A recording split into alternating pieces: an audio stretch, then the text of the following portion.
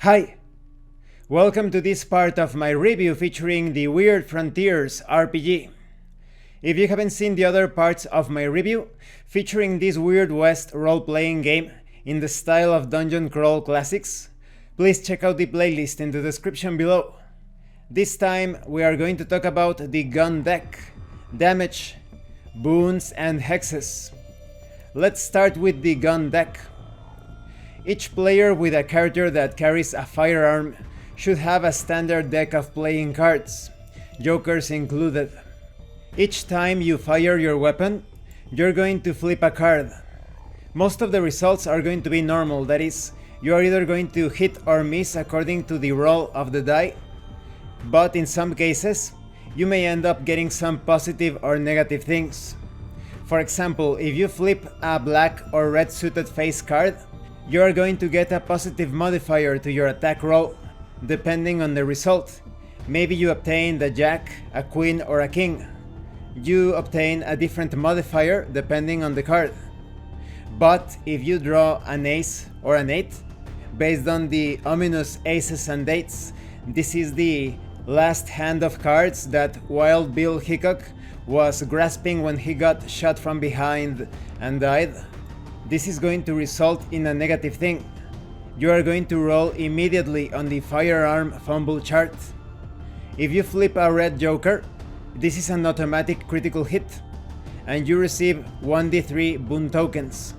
As mentioned earlier, we will talk about boons and hexes in a few moments, and if you flip a black joker, you're going to obtain 1d3 hex tokens. These are bad. You have information here on how to handle the gun deck in an efficient way during play. Maybe you are using multiple firearms and characters. It's better to have a single deck per player so that you keep on drawing cards from that deck, no matter the number of player characters that you have. This also applies to the game master, otherwise it's going to take too long and it's going to be somewhat expensive to have a deck of cards for each of your player characters. After all, this is in the style of dungeon crawl classics. Sometimes you are controlling 4, 5 or even 6 player characters at the same time. You have information on how to handle contradictions. For example, maybe you roll a natural 1 after a safe draw from the deck. In this case, you count the attack as a miss and the attack earns a hex token for the blunder. There are also details on how you can dual wield, that is, using one firearm in each hand, or if you want to fan the hammer. They are somewhat different, but they all have penalties to their consecutive shots. In general terms, if you are dual wielding, you will get a couple of shots, but they are going to be a bit more accurate compared to fanning the hammer. You're going to get more shots that way, but with a progressively, or rather cumulatively, negative shot, but it also depends on your agility. A character with greater agility is going to have an easier time wielding 2 firearms instead of just fanning the hammer. Now, when it comes to damage, anything used as a weapon inflicts damage upon matching or beating the defender's armor class. You determine damage by rolling the appropriate damage die for the weapon adjusted by the attacker's strength modifier during melee combat. Ranged combat offers no modifiers to damage. You deduct the damage from the defender's current hit point total. On a successful attack, at least 1 point of damage is inflicted, even if the character has a negative strength modifier. Creatures or 0 level characters reduced to 0 hit points are dead. Characters of 1st level or higher reduced to 0 hit points are bleeding out and need stabilizing to resist death's tender calling. Characters bleeding out have 1 round per level to be stabilized. No medical training is needed to stabilize the wounded, but it takes a full round action to perform the task. The helping character is near prone as they help the wounded and suffer the same penalties as kneeling, sitting, or prone targets do.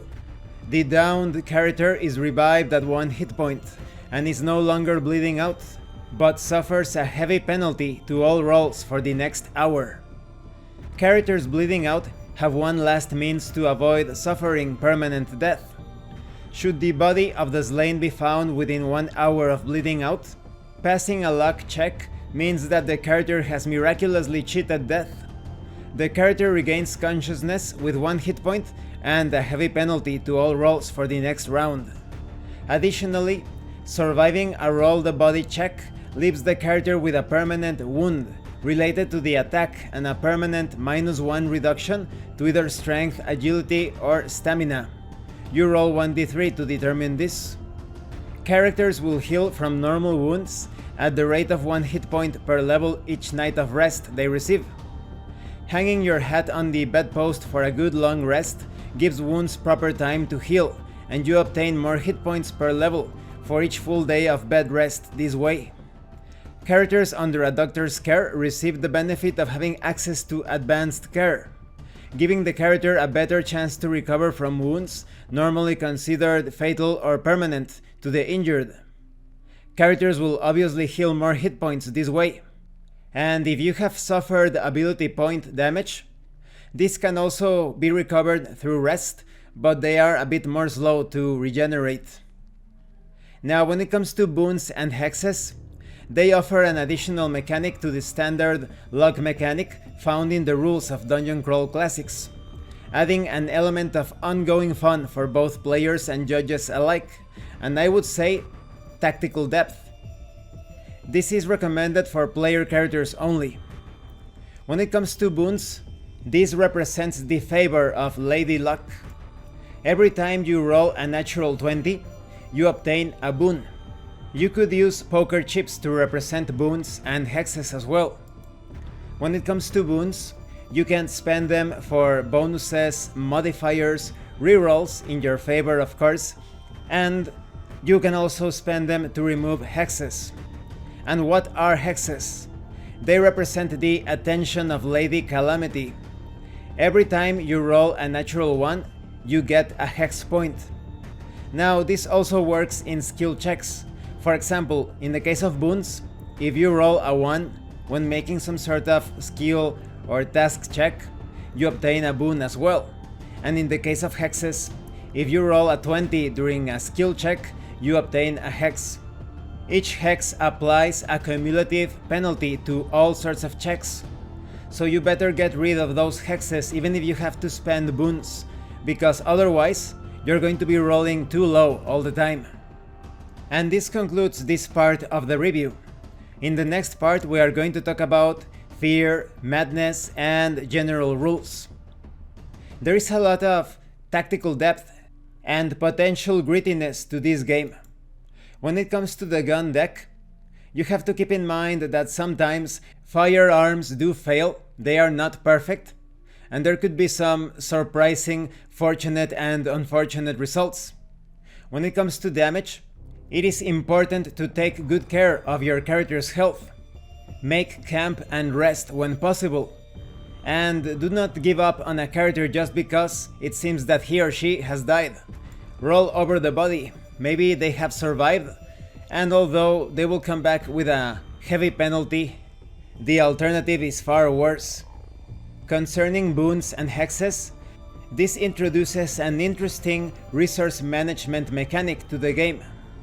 You're going to be thinking if it's worth it to use those boons to remove those hex tokens immediately, or maybe you want to save your boons even though maybe you have accumulated 1, 2, or 3 hex tokens.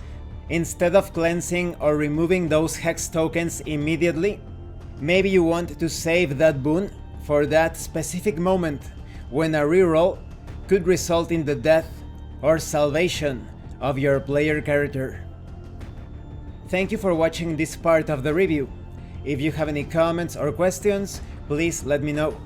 And thank you so much to those of you that have been supporting the channel by sending right through RPG gift certificates. If anyone else wants to further support the channel, the information on how to do that will be in the description below. Once again, thank you, and see you later.